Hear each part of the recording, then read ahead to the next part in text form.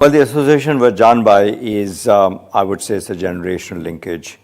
My mother was the great-granddaughter of Janbai, which makes me the great-great-grandson of Janbai. Well, I'll tell you about a story that my mother narrated to me, not just once, but many, many times. And the story goes as follows, and this story was told to her by her grandfather, who made Janbai Bandali Kassim. And Bandali Kassim said to my mother when she was a child that he was a very poor man.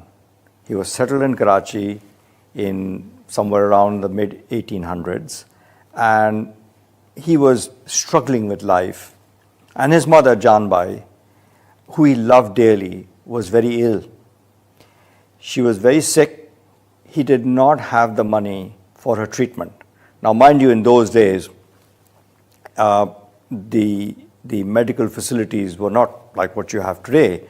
It was a colonial era, and if I recollect, the story goes that he did not have the money so he could pay for a doctor to come to see her on her dying bed.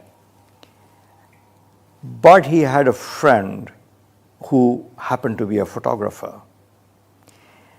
And he said to his dying mother that, I don't have the money today to be able to get you the best doctor in town. Well, one day I will make money and I will be a rich man. And at that time, I will make a hospital in your name. There'll be a life giver. And he asked his friend if he could take a picture of his mother, a photograph.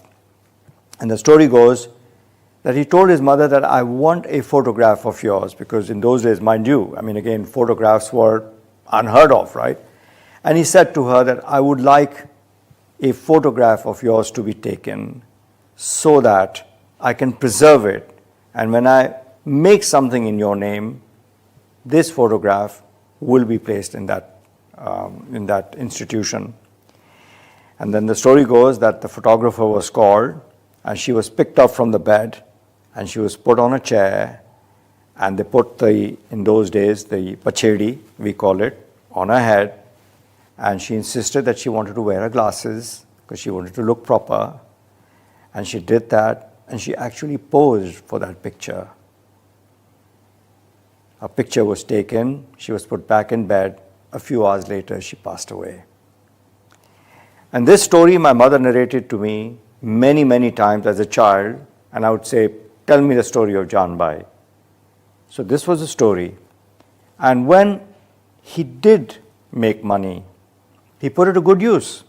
He gave very large sums of donations in those days for communities' welfare, not just the Ismaili community, but what I mean is the communities of that area. I was a student in Canada. I was studying in Montreal.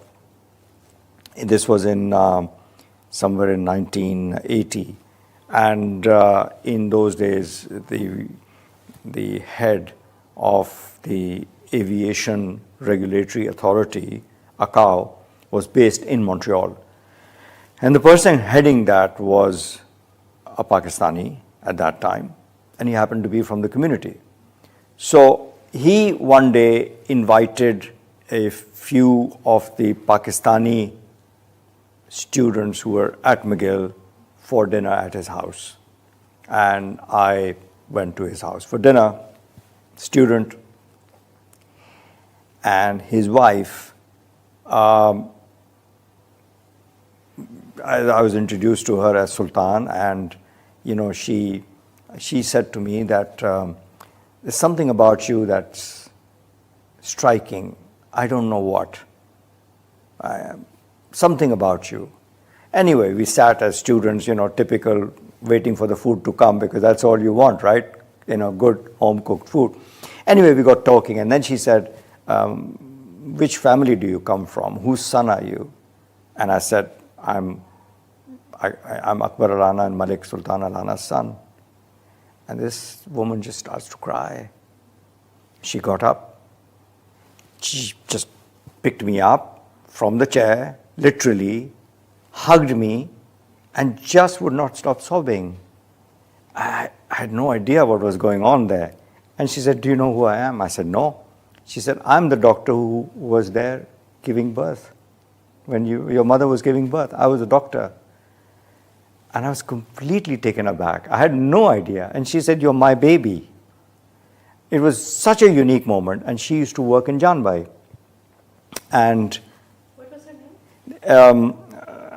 Her name was also Dr. Shireen. Shireen Lakhani. That's correct. Dr. Shireen Lakhani. She passed away recently, not recently, but a few years back. And I remember I called my mother. In those days, cell phone to nahi the, trunk call book karna padta tha. And I told my mother, I said, I came across this lady who claims that, she was the doctor and she was crying. And, she said, "Oh, you have to come to my house now so often and you're my baby." So my mother said, yes, she was the doctor in attendance.